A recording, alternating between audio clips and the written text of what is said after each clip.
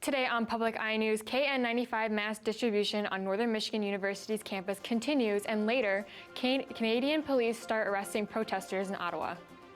Later, Leah Purkiss will have your weather for the weekend, and I will be back for your sports update. Hi, I'm Mitchell Reif. And I'm Abigail Fakes, and this is Public Eye News.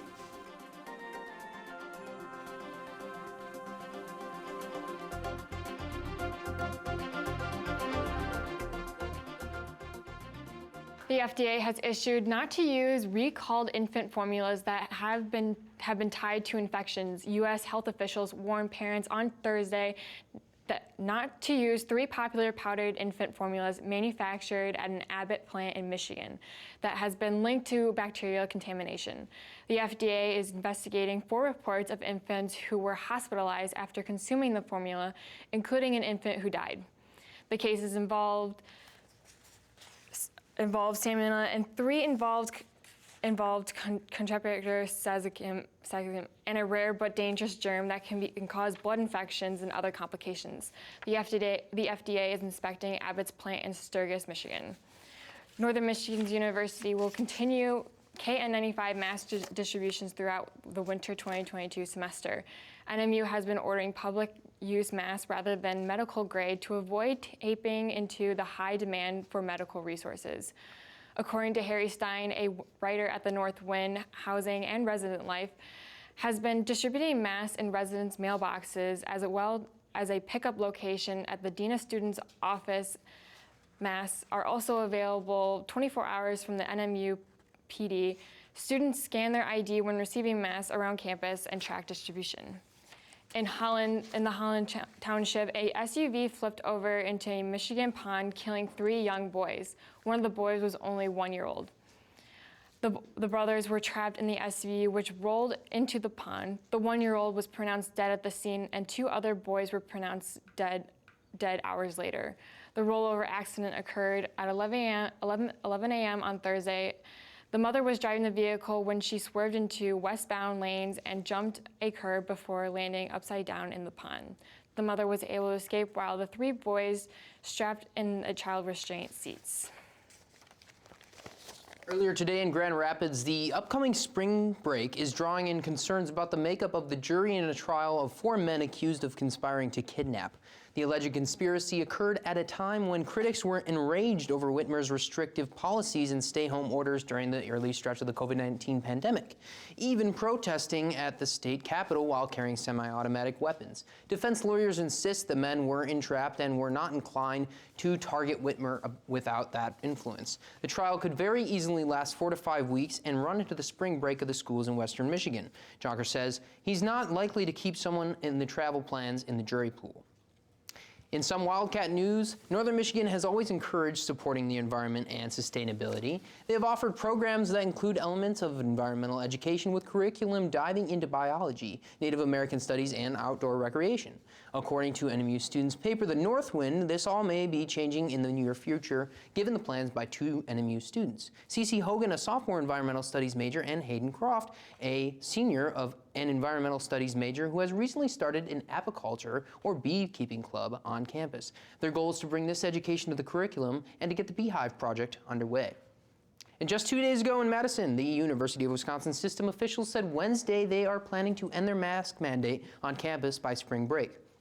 President Tommy Thompson announced that widespread vaccinations lessening case numbers justifies this new regulation.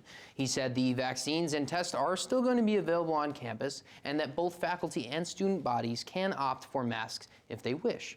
The plan is to withdraw the mandates by March 1st at the earliest, and the university students' government body issued a statement saying that the mandate should still be in place until the spring semester ends to protect those members of the university who are particularly vulnerable to COVID-19. And don't touch that dial, because we will be right back with your national and international news right after this break. Stay tuned. It is our pleasure to present to you Korla Pandit. I was born in New Delhi, India. He was part of that fringy early 50s LA showbiz scene. There was a time when it would have been illegal to do what he did. He could never be who he is. He's not the first person that passed in order to get ahead. He just happened to go as an Indian. Tonight at 10 on WNMU-TV. Welcome back. Kim Potter was sentenced to 2 years in prison today for the death of Dante Wright, the former suburban Minneapolis police officer who got her handgun confused with her taser when she fatally shot Wright. Potter was convicted back in December for first and second degree manslaughter, which occurred in April. Wright was only 20 years old. As many as 20,000 customers have finally gotten their power restored after severe storms and tornadoes tore through Alabama last night. While power is still being restored, roads are being cleared from many downed trees and debris. No serious injuries have been reported, but many still remain without power as of this morning. In Elgin, as a continued legal battle over masks takes over in Illinois. Marissa Pera has more.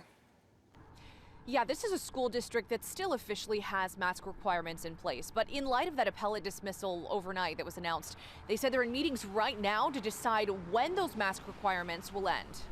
The latest turn in the legal battle over masks in Illinois schools, a dismissal from the appellate court. Just days after a bipartisan committee had failed to move this forward by voting not to reinstate the emergency mask rules, the appeal filed by the Illinois Attorney General's office was called a, quote, moot issue. CBS 2 legal analyst Irv Miller tells us over the phone, this means we're going back to square one. So you can't say the appellate court in Southern Illinois said that masks are no longer required. All they're saying is, I'm dismissing the case. We're not going into the merits of it one way or the other. And this isn't the end. The governor has other options. He can try to issue a brand new executive order, or he can file an emergency appeal to the Illinois Supreme Court. In the meantime, school districts are now making their own decisions and are still free to keep mask rules in place. Chicago Public Schools released their own announcement, doubling down that their COVID protocols will not budge. Elgin School District U46 said they hope to make their official announcement sometime today. Reporting in Elgin, Marissa Para, CBS 2 News. Let's travel into Canada, where in Ontario, just hours ago, police began arresting people and towing away vehicles in a bid to break the 3-week siege of hundreds of truckers angry over COVID-19 restrictions. The capital and its stunned streets represented the movement's last stronghold after 3 weeks of blockades that shut down border crossings into the U.S., causing economic damage to both countries and creating a political crisis for Prime Minister Justin Trudeau.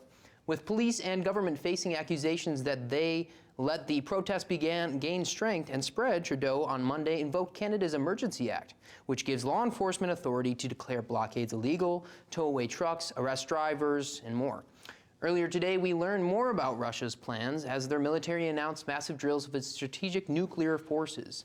A reminder of the country's nuclear power and that Moscow might be preparing to invade Ukraine. Russian President Putin will be personally overseeing the exercise on Saturday, which will involve multiple practice launches of intercontinental ballistic missiles and cruise missiles.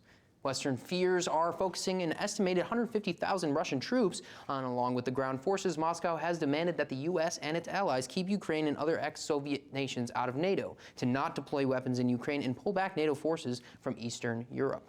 And yesterday, masks on, today's mask off. At the happiest place on earth, Disneyland in California changed their mask requirements beginning yesterday. Guests say that makes them happy. Michelle Gill has more. Yay! So we can get rid of our masks now.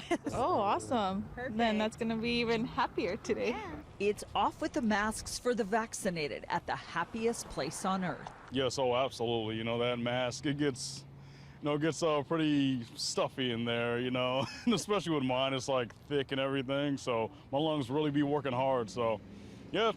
It's good. Good day. Good day. Some Disney guests were taken by surprise by the new mask optional rule. Oh, I didn't even know that. We didn't know that. That's so cool. Yesterday we still had to wear a mask, but today we get to enjoy it. Disney said California's new safety protocols prompted the change Thursday at Disneyland and California Adventure. Fully vaccinated guests can go mask-free indoors and outdoors, except in a few specific cases, such as riders on enclosed shuttle buses. I am all for kids not wearing masks. I think that their little smiling faces are more important to see. But not everyone is putting their masks away completely. In case I'm around a lot of people, I can put it on. We'll proceed with caution, as they say. We'll wear them as we find suitable. If there's a big crowd, I think we'd rather use our mask. Hopefully everyone's still safe, and there's hand sanitizer everywhere, so hopefully that makes a difference. Deborah Deal was recently diagnosed with breast cancer, so she's being extra careful during her 3-day visit to the park. For me, I'd like to keep wearing my mask to protect me and to protect my family. We're wearing our mask, so I can't force someone else to do it. Disney does not require proof of vaccination. Disney World Florida lifted the mask requirement last weekend. In Anaheim, Michelle Jaley, KCAL 9 News. Don't go anywhere, because after this break, Leah Purkiss will have your weather for the weekend, and I will have your sports update. Stay tuned. Oh, I said stay tuned again. I question America. Is this America? The land of the free and the home of the brave. An icon of civil rights history tells her own story in words and song. And we've been down so long, we ain't got no other way to go but up. Tuesday night at 9 on WNMU-TV.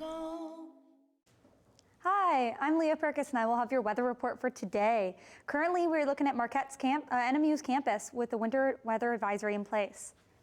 Currently, we have snow and a temperature of 14 degrees, winds going south at 15 miles per hour, and a barometric pressure of 29.76 and falling.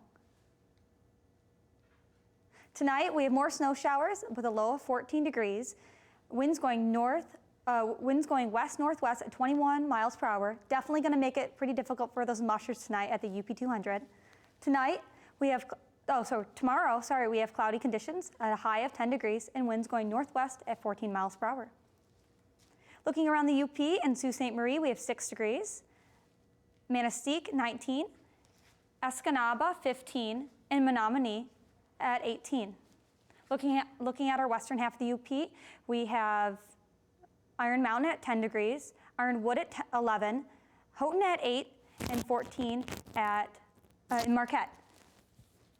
Looking ahead, on Sunday, we have a high of 40 degrees, a low of 8 degrees with more snow showers. Monday, a high of 11, a low of 8, and more snow showers. Tuesday, high of 13 and a low of 5. We're expecting about 5 inches of snow in the upcoming days. Sending it off to Mitch with sports. Thanks, Leah. In the world of sports, earlier today, the NBA announced their cancellation of the spring games through March due to lockdowns. The announcement came along with the almost 80 days of work stoppage and a day after economic talks between the management and the Major League Baseball Players Association.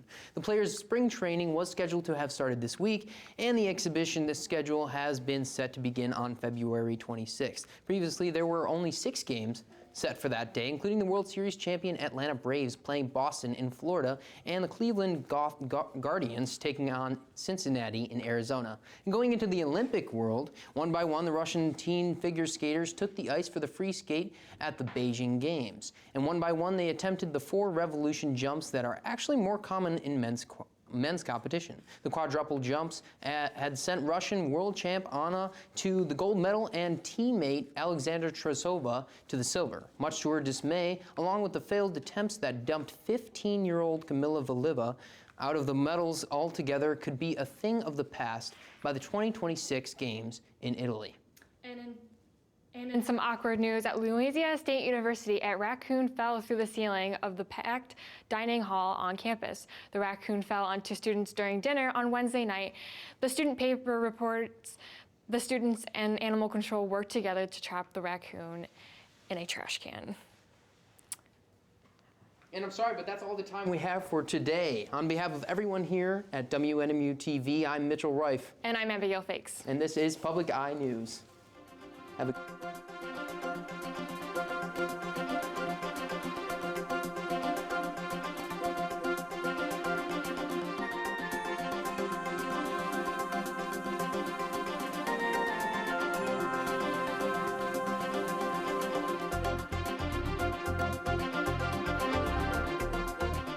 The preceding program was produced by WNMU-TV, Northern Michigan University Public Television, in studios located in Elizabeth and Edgar Hardin Hall.